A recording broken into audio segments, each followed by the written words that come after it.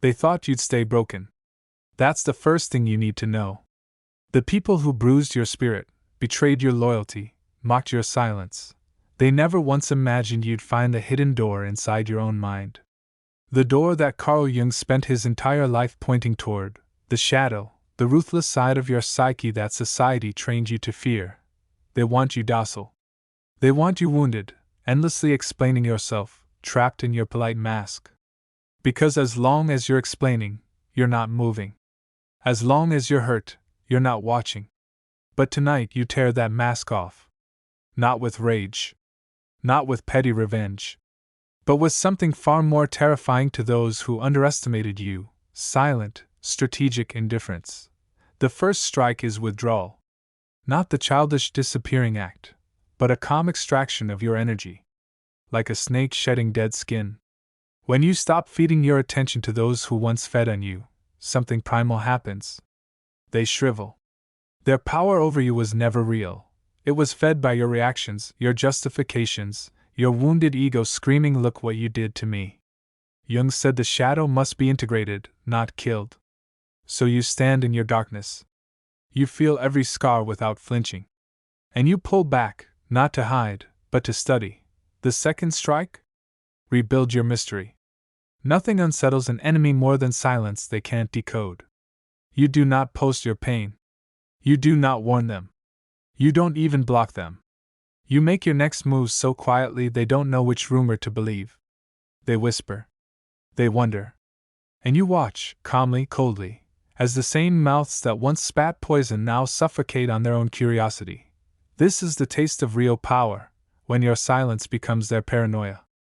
And this is only the beginning. Because once you learn to starve their control, you learn to feed something far more lethal inside you. Keep your pulse steady. We're about to carve deeper. They didn't see it coming, the moment you became unrecognizable to their old games. See, when Carl Jung spoke of the shadow, he wasn't preaching moral fluff. He was warning you, your darkness is your only shield in a world drunk on pretending to be good. Now you twist that shield into a blade. The third strike is to make your wounds your weapon. They thought they broke you, but they didn't know that pain, properly harnessed, becomes precision. Think of every sleepless night they caused. Every insult that replayed in your mind like a curse. Every humiliation that left you burning. Take it all, the whole rotten mess, and forge it into ruthless focus. The same mind that once obsessed over them now obsesses over you, your work, your money, your strength, your control. The more they try to pull you back into their game, the more invisible you become. You don't respond. You don't explain. You don't announce your healing journey. You build in the shadows, and shadows make people shiver, and when they sense your energy shift, because they always do, they'll crawl back, dressed as apologies, half-truths, sudden warmth. They'll test the door you once left open. But now the door is gone. You didn't just lock it, you built a whole new house inside yourself. One they can't find. One they can't poison. The fourth strike is the most forbidden of all: radical indifference. This is where most fail. They pretend to care less, but inside, they're still raging, still hoping for revenge. That's childish. You are not here to hurt them back, you're here to erase the part of you that needed them to begin with. When you become indifferent, you become untouchable. Their praise means nothing. Their gossip dies in the wind. Their absence feels like freedom, and in that void, they suffocate, because power needs an audience, and you walked away. Don't breathe easy yet, the final moves are even colder. Stay sharp. Be now, something inside you is shifting. The old version of you, the one who begged for closure, who rehearsed comebacks in the shower, who fantasized about proving them wrong, is dissolving. Good. Let it die. Jung taught that the mind is a battlefield, and every battlefield needs a graveyard for old selves. Now, you stand at the edge of that grave. You feel no pity for the version of you who tolerated betrayal for the sake of peace. That peace was poison.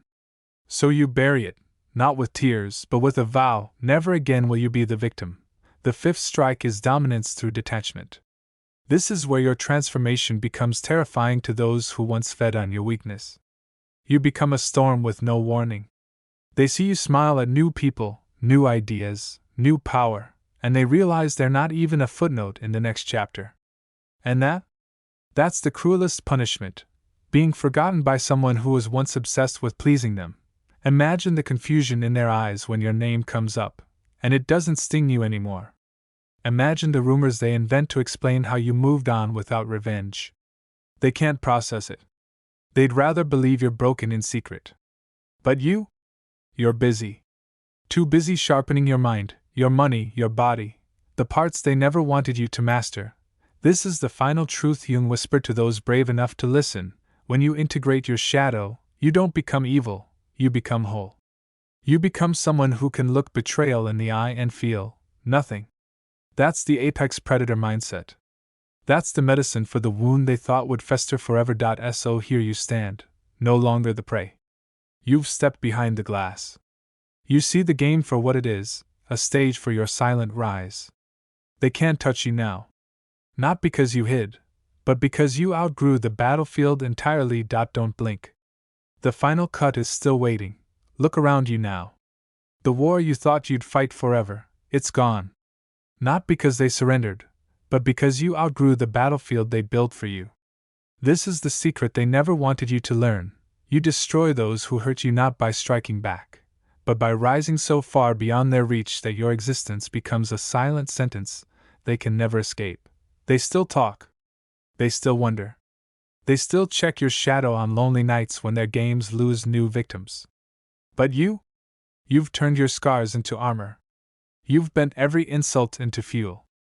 And the poison they left in your mind, you've alchemized it into wisdom they will never possess. Jung would call this individuation, the death of your false self, the birth of your true one. But you don't need the word. You feel it in your bones. You feel it every time you wake up and realize you owe no one an explanation. You feel it when your silence unsettles the people who once thrived on your pain. Because that's the final truth, the forbidden cut they fear. When you heal for real, fully, ruthlessly, you become untouchable.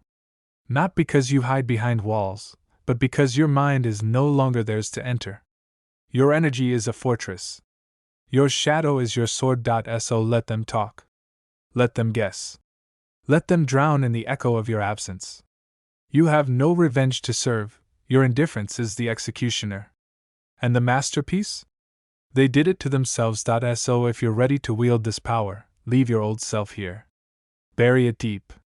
Then walk out into the world, untamed, unreadable, undeniable. If this truth cuts you open, sharpen it for someone else. Share this message, breathe life into this channel, break the chains for someone who needs this.